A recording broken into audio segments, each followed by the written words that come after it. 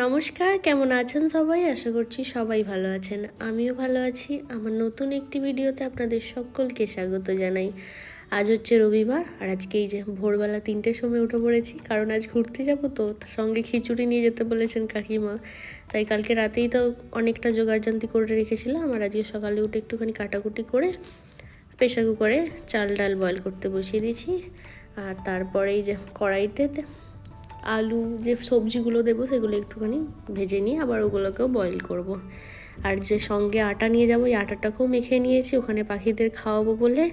আর এই যে বলতে বলতে আমার খিচুড়ি এদিকে অনেকটা এগিয়ে গেছে। ঘি গরম মশলা দিয়ে লাস্টে একটু নাড়িয়ে দিচ্ছি, হলেই খিচুড়ি কমপ্লিট। এটাকে আবার ঠান্ডা করতে হবে, না হলে খারাপ হয়ে যাবে। সেই কখন 9টা-10টার সময় খাবে, আর এতক্ষণ আটা থাকবে হয়তো খারাপ হয়ে যাবে। তাই এটাকে আগে ঠান্ডা করতে দেবো নামিয়ে নিয়ে। এই যে আমার রান্নাও হয়ে গেছে খিচুড়ি। এত বাসন আছে, এগুলো পরে মাজবো। আগে এখানে ঠান্ডা করতে দিয়ে দিয়েছি, সঙ্গে ডিমও ভেজে নিয়েছি, কাকু কাকিমা খাবে বলেছে। তারপর আমি সব কাজ করে রেডি হয়ে এই যে বাইরে এসে দাঁড়িয়ে আছি। বর ঘরে চাবি দিচ্ছে। দুটোই ব্যাগ আমার কাছে, আর ওর কাছে খাবারের ব্যাগটা। ভোরবেলা স্নান করে নিয়েছি, চুলটা ওই জন্য বাঁধিনি, শুধু একটা ক্লিপ দিয়ে আটকে আর হেয়ারব্যান্ড দিয়ে নিয়েছি। আর বড় সব পিছনে খাবারগুলো রাখছে। আমাদের গাড়ি 5টার সময় আসার কথা ছিল, এসে গেছে একদম অন টাইম। আর এখন দেখতে পাচ্ছেন 5টা, কিন্তু পুরো চারিদিক অন্ধকার, ঘুটঘুট করছে, কেউ নেই রাস্তায়, একটাও লোকজন। চলুন, আমরা তো ঘুরতে যাবো, তাই আমাদেরকে ভোরবেলায় উঠতে হয়েছে। এবার দুগ্গা দুগ্গা করে শ্রীকৃষ্ণের নাম নিয়ে দ্বারকার উদ্দেশ্যে রওনা দিই। আর কি, আর বেশ কয়েকদিন ধরে এখানে বৃষ্টিও শুরু হয়েছে। বুঝতেই পারছি না যে আজকেও সারাদিন বৃষ্টি হবে নাকি। কালকেও সারাদিন হয়েছে বৃষ্টি, এবার আজকে হবে নাকি জানি না। যদি বৃষ্টি হয় সারাদিন ঘুরতে একটু অসুবিধা হবে। এই যে আমাদের গাড়িও ছেড়ে দিয়েছে। এখন এবার আস্তে আস্তে আমরা একটু একটু করে দ্বারকার দিকে এগোবো। রাস্তা দিয়ে যাচ্ছি, যেন দেখে মনে হচ্ছে মাঝরাতে আমরা রাস্তা দিয়ে যাচ্ছি। রাস্তায় একটা গাড়ি দেখা যাচ্ছে না, দেখুন, পুরো শুনশান রাস্তাঘাট। এই যে সামনে এই লেনটাতে একটা গাড়ি দেখা যাচ্ছে, এরাও হয়তো দ্বারকাই যাচ্ছে। চলুন, অনেক ভোরবেলা উঠেছি, তাই একটু চা খেতে হবে। ড্রাইভার দাদাও বললেন চা খাবে, আমরাও চা খেয়ে নেবো একটু করে। আর এইখানেই যে এত গাড়ি দেখতে পাচ্ছেন, এখানেই সবাই আসে, ফার্স্টে দাঁড়ায়, দাঁড়িয়ে চা খায়, তারপরে আবার দ্বারকার উদ্দেশ্যে রওনা দেয়। এই যে আমার চা নিয়ে চলে এসেছে, ও ওখানে খাচ্ছে। আর আকাশটার ঘোর দেখেছেন? ভাবলাম সানরাইজটা দেখাবো আপনাদের, কিন্তু আকাশে পুরো মেঘে ঢাকা, দেখাই যাবে না, বেকার হয়ে গেল সব। সকালবেলা স্নান করে এসেছি, এত ঠান্ডা ঠান্ডা লাগছে। এই যে আমরা এখন এইটা দিয়ে এলাম, আর যাব হচ্ছে এই দিকের রাস্তায়, উল্টো দিকে। এখন আমরা একটু পেট্রোল পাম্পে দাঁড়িয়েছি, ও গ্যাস রিফিল করবে, গ্যাসের গাড়ি তো সেই জন্য। আর আকাশটা দেখে মনে হচ্ছে একটু পরিষ্কার পরিষ্কার হচ্ছে মনে হয়। যাই হোক, ঠাকুর ঠাকুর করে বৃষ্টি যেন না হয়। আর আকাশে দেখতে পাচ্ছেন কত পাখি উড়ে যাচ্ছে, সব পানকৌটি সব। এখানে সামনাসামনি হয়তো সমুদ্রের পাড়ে বা কোথাও জল আছে, সেখানে প্রচুর মাছ পাওয়া যায়, সেই মাছই এরা খায়। দেখতে পাচ্ছেন মানে কি পরিমাণে পানকৌটি, হাজার হাজার লক্ষ লক্ষ কোটি কোটি পানকৌটি উড়ে যাচ্ছে। বাপরে, আমি তো দেখে অবাক হয়ে গেছি। এই প্রথমবার আমি এত পানকৌটি একসাথে দেখলাম।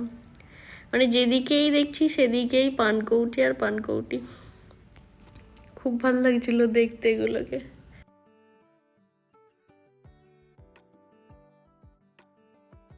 আর রাস্তায় এই গরুটা দাঁড়িয়ে আছে, দেখুন কত বড় সিংটা, বাপরে। আর এখানে সব জমিগুলো দেখেছেন কেমন বড় বড় পাঁচিল দিয়ে ঘেরা, পাথরের পাঁচিল দিয়ে রেখে দিয়েছে, মানে যে যার জমিকে আলাদা করার জন্য। এখন জমিতে দেখলাম বাদাম চাষ হয়েছে, উবড়ে সব জড়ো করে রেখেছে। আর এই যে রাস্তার পাশে এই জলগুলোকে দেখেই এবার মনে হচ্ছে যে আমরা দ্বারকার অনেক কাছাকাছি চলে এসেছি। আর কিছুক্ষণ বাস, তারপরেই দ্বারকা চলে যাব। আমাদের রুম থেকে দ্বারকা নগরী 109 কিলোমিটার, যেটা সময় লাগে ওই পৌনে পৌনে না 2 ঘন্টাই, প্রায় 2 ঘন্টা মতো সময় লাগে। আমরা প্রায় অনেক দূর এসে গেছি, আর একটুখানি গেলেই আমাদের সেই এতদিনের প্রতীক্ষিত জায়গাটার কাছাকাছি চলে এলাম। কত জল দেখতে পাচ্ছেন পাশাপাশিতে, যেন মনে হচ্ছে এখানেই সমুদ্র আছে হয়তো এখানে কাছাকাছি কোথাও। এই যে দেখুন সূর্য মামা অনেকক্ষণ পর বেরিয়েছে, বৃষ্টি কিন্তু অনাগাড়ে হয়ে গেছে, তারপরেই বেরিয়েছে সূর্য। এই যে আমরা এসে গেছি দ্বারকায়। এখানে পার্কিংয়ে গাড়ি রেখে আমি একটুখানি ফ্রেশ হয়ে নিলাম, মানে চুলটা আঁচড়ে নিয়েছি, ভূত হয়ে এলাম তো বাড়ি থেকে। আর এখন হেঁটে হেঁটে যাচ্ছি মন্দিরের উদ্দেশ্যে। বেশ অনেকটা হাঁটতে হবে, এখানে অটো পাওয়া যায় কিন্তু আমরা হেঁটেই যাব। ফার্স্টেই যাচ্ছি পুজো দেবো বলে। এখন দেখছি এখানে এরকম লাইন দিয়ে যাওয়ার জন্য ব্যারিকেড করে দিয়েছে, যাতে সমস্যা কারণ না হয়। আর এই যে রাস্তার পাশে পাশে যে দোকানগুলো দেখছেন, এখানেই প্রসাদ পাওয়া যায়, প্রসাদ নিয়ে পুজো করতে যেতে হয়। এখানে দোকানেতেই জুতো মোবাইল সব রেখে যেতে হয়, ওখানে মোবাইল অ্যালাউ নয়।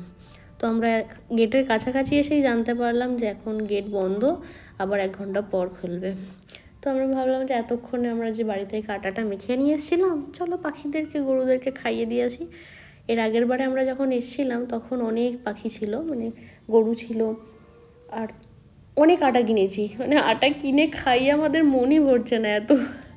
সত্যিই তাই, পকেটের টাকা শেষ হয়ে যাবে তবু ওদেরকে খাইয়ে আর মন ভরবে না, এরকম এত সুন্দর এসে হাতের সামনে থেকে খেয়ে খেয়ে যাবে না আটাগুলোকে, সুন্দর লাগে। এই যে নিচে যে মহিলাগুলো বসে বসে আটা মাখছে, এরাই বিক্রি করছে। তো আমরা তো প্যাকেটে করে এনেছি, সেগুলোই পাখিদেরকে খাওয়াবো। ওকে বললাম যে একটা গরুকে খাইয়ে দাও, যে এনেছো প্যাকেটে করে। আর এইখানটা না অনেক জল এসে গেছে, এখানেই আগেরবার আমরা উঠে চড়েছিলাম, এখন এখানে চলছে না, ওই দিকটায় চলছে। আর এই যে পাখিগুলো দেখছেন, এই পাখিগুলো কত, মানে এখানে যারাই আসে সবাই এরকম আটা মুড়ি যে বিস্কুট এইসব খাওয়ায়। তো আমরা তো আটা নিয়ে এসেছি, আটাই খাওয়াবো। আর এই যে এখানে রাস্তার পাশে পাশে কত স্টোন বিক্রি হয়, মানে দেখার মতো, দেখলেই মনে হবে এইটা ভালো লাগছে ওটা ভালো লাগছে কিনি। মুক্ত অনেক কিছু বিক্রি হয়।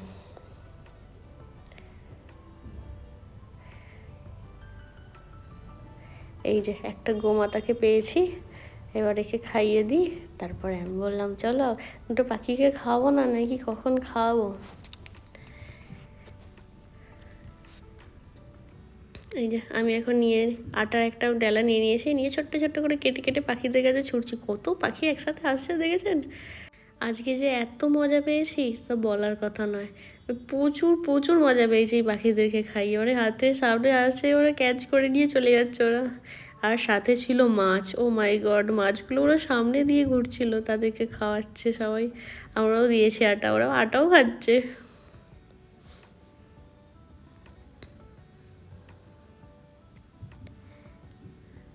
কি সুন্দর দৃশ্যটা, হ্যাঁ পুরো এটা সমুদ্রের জলটা কত নীল লাগছে আর দারুণ লাগছে। একটু উপর দিকে যাচ্ছি, কারণ ওই দিকে সেই যেমন দীঘায় থাকে না, ওরকম খানিকটা পাথর দেয়া আছে। আর এখানে অনেক ছোট ছোট দোকানও আছে, যেখানে অনেক সুন্দর সুন্দর ব্যাগ, অনেক সাজের জিনিস, অনেক ঠাকুরের জিনিসও বিক্রি হচ্ছে। আর সামনে দেখেছেন একটা কত বড় উট দাঁড়িয়ে, এইরকম উটেতেই চেপেছিলাম আগের বারে, এবারে আর চাপা হলো না, অনেক বৃষ্টি হচ্ছে, কাদায় ভালো লাগেনি আর চাপতে। আর এইখানটা মানে কি অপরূপ সুন্দর লাগছে সমুদ্রটাকে। একটু নিচের দিকে যাই, দাঁড়ান সমুদ্রের জলটা একটু গায়ে লাগিয়ে আনি। যা চলে গেছে ভিডিও এডিট করে চলে গেল, এত সামনে এলো যে। এদিকে এখানে নিচে নিচে তাড়াতাড়ি তাড়াতাড়ি ঝড় চলে।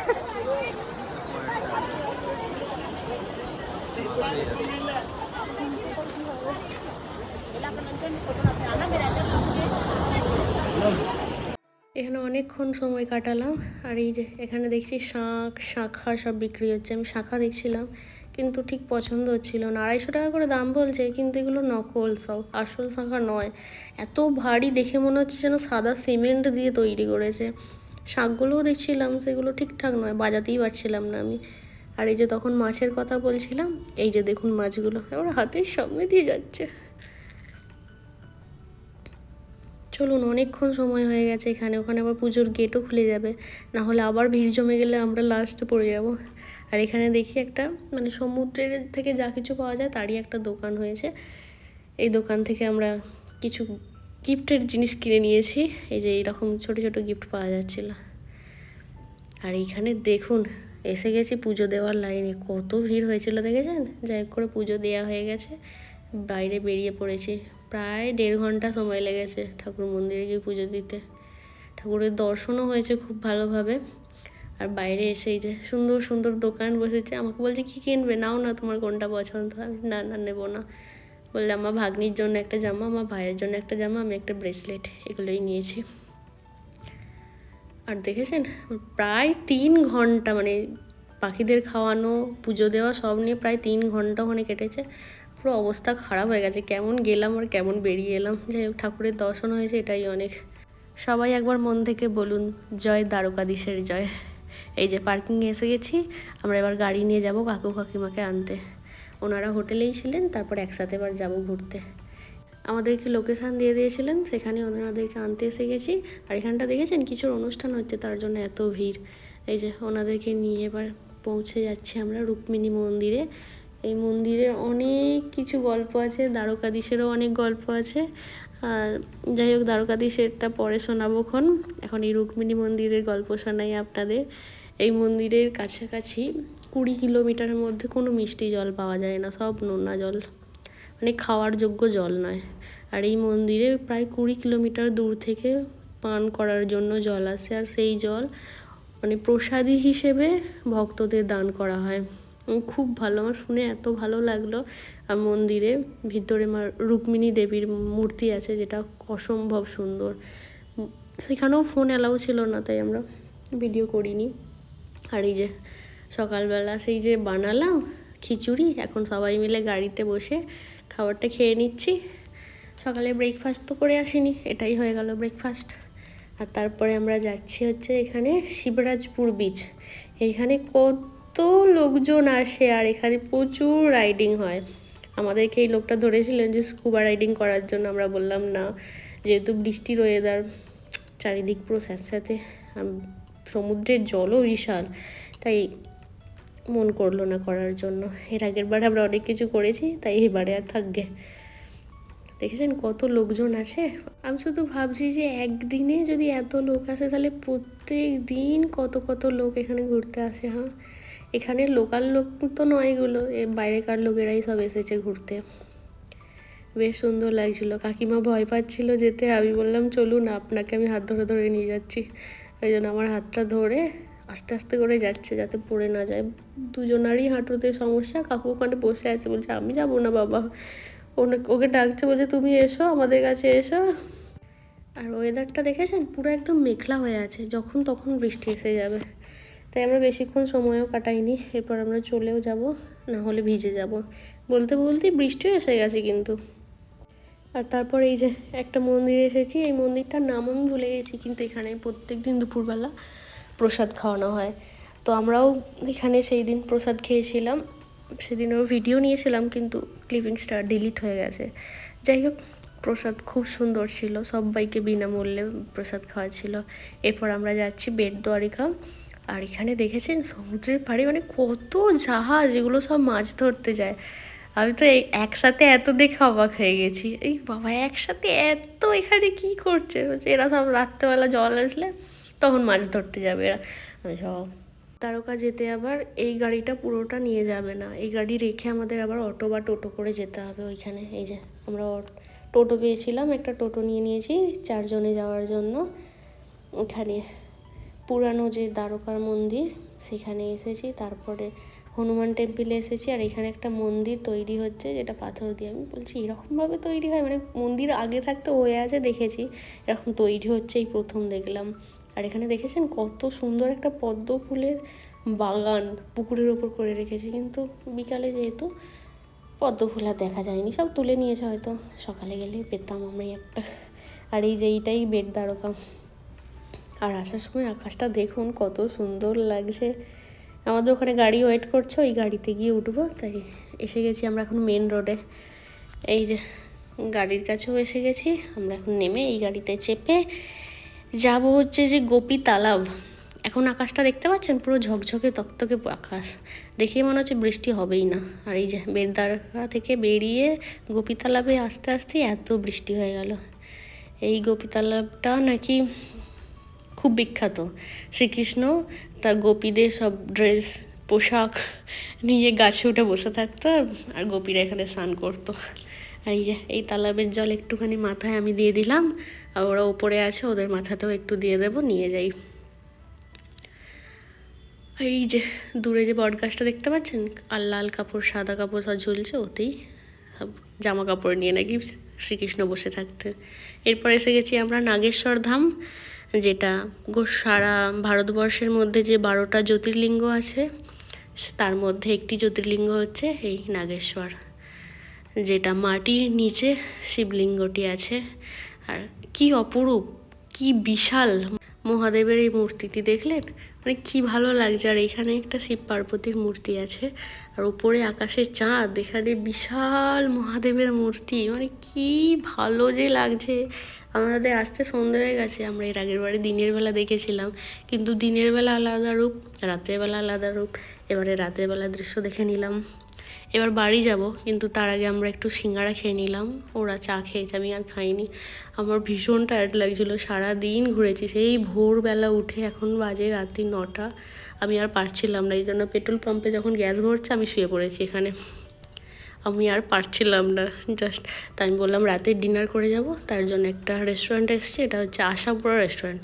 এখানে গুজরাটি থালা অর্ডার করা হয়েছিল, যেখানে রুটি, 3 রকমের সবজি, পাঁপড়, স্যালাড এইসবই ছিল। আর এই যে কাকু কাকিমাকে রুমে দিয়ে আমরা এবার ঘরে যাই, গিয়ে রেস্ট করি। আর ভিডিওটা এখানেই শেষ করি। সবার ভালো লাগলে একটা লাইক করে দেবেন প্লিজ।